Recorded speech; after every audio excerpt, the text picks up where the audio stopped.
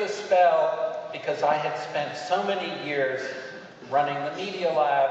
I knew many of the companies and many of the richest people in the world to help do it. So we set off to do it, and we started one laptop per child, which is so well documented now and highly criticized. I won't dwell too much on it except to show you some of the things that result from having been doing it for 5 years. And in the 5 years, we have found that teachers love it. Students in these countries sleep with their laptop. In Nigeria, and we had spent a lot of time designing the handbook. Needless to say, this girl isn't using it. But in Nigeria, we found children, when their laptops broke, they didn't want to give them back to be repaired. Because they felt that if they gave it back to be repaired, they might never see it again. And that having a broken laptop was better than no laptop at all. Which is certainly not true, but what we discovered is you just go with a spare laptop. You give them the spare laptop, and once they have their hand on it, they will give you back the other laptop. That's how they feel about them. And so in remote parts of Australia, Peru, India, we discovered, as I said a moment ago, that teachers truly behave differently. This teacher had always taught children in perfectly straight rows, perfectly still, who didn't want to ask a question. And the reason they didn't want to ask a question is they didn't want to be wrong. And this teacher, like many other teachers, punished students for being wrong. As soon as the laptops came, this is the way he teaches. And when I met him, I actually met this teacher, he said, I can't believe it. He'd never seen a computer. He had never taught this way. And the children run to school. The parents hang in over the windows. Discipline problems have gone way down. And the only complaint we have is from this man's wife, who never sees him. He's always in school. He's in school on Saturdays, in school on Sundays, he's school late, school early. The children are there early, late, Saturdays, Sundays. So it's just a different level of energy. It's a different passion that is really what education is about.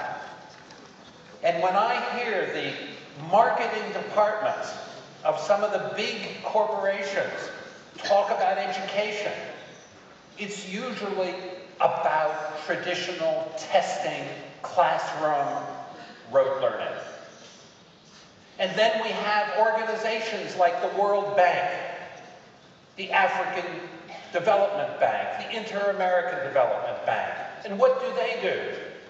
They send their people out to measure. And what are they measuring? How well the kids do on test scores. That is even more stupid. But everybody's a supplicant. Everybody's depending on those banks to help them. We have over 2.5 million laptops in the field. And do you know how many were funded by the World Bank? 0. How many were funded by the US government? 0. How many were funded by the Inter-American Development Bank? 3,000. So what's wrong with these people? They are allergic to a new view on learning. That learning is about passion, that learning is about learning to learn. And they're stuck in this old rote learning, which is an industrialized process of producing kids the way we produce cars. So our partner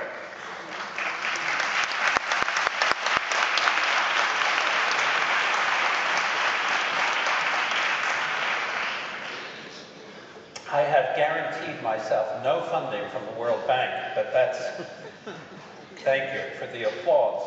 We did have one miraculous partner, and it was Kofi Annan. Not the United Nations as a whole, but he as an individual. And when we announced the laptop in Tunis in November of 2005, he sent me his speech by email. And I was asked to edit the speech.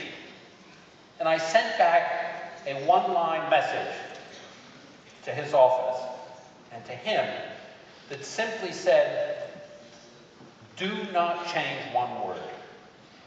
It was so perfect. And because he was Kofi Annan, there were lots of press, lots of cameras, lots of television, very similar to as when your president arrived, you get lots of press. He did the same thing.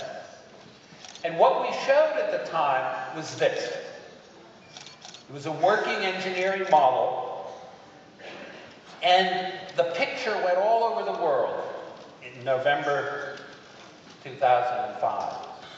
And everybody who saw the picture remembered one thing about it. One thing and only one thing. They remembered the yellow crank. Everybody. Even today, when I show somebody a laptop, they say, "Where's the crank?" We have lots of cranks, but we didn't put it on the machine because it turns out that's a stupid solution. You want it separate, like an AC adapter that kids can share. One of the things this laptop did, which was very important, is it converted into a book.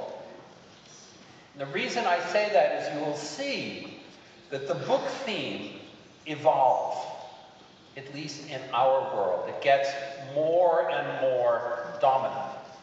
And it's really important because in the next 5 years, there will be about 1 billion new readers in this world. Children who learn how to read, mostly that's where the number will come from. And if you have 1 billion new readers, you can't ship them physical books. It just doesn't work. Especially when they're not in cities and they're in remote locations. So this aspect of it was really quite important. This is less so, but I will show for those of you who haven't seen it, what we finally delivered as the laptop, and of course it turns into a book and a games machine. It does something else that everybody smiles when these little ears come up. Those little ears are not just Wi-Fi. They are a very early mesh network so that the children in the village could speak to each other by relaying messages.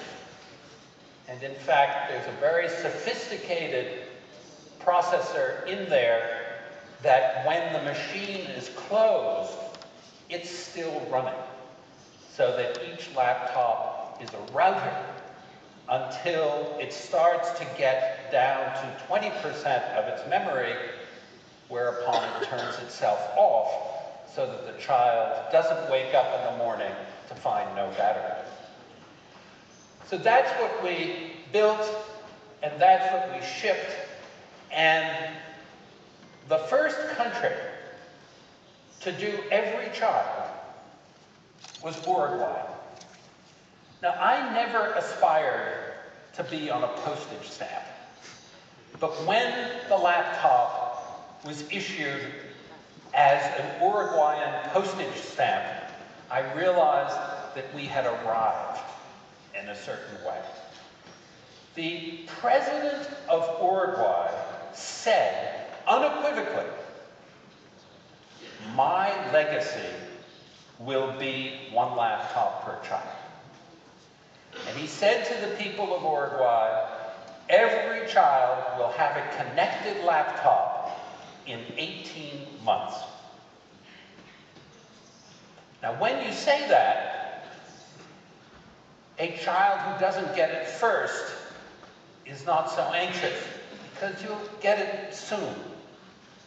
And you could roll them out in a very orderly way.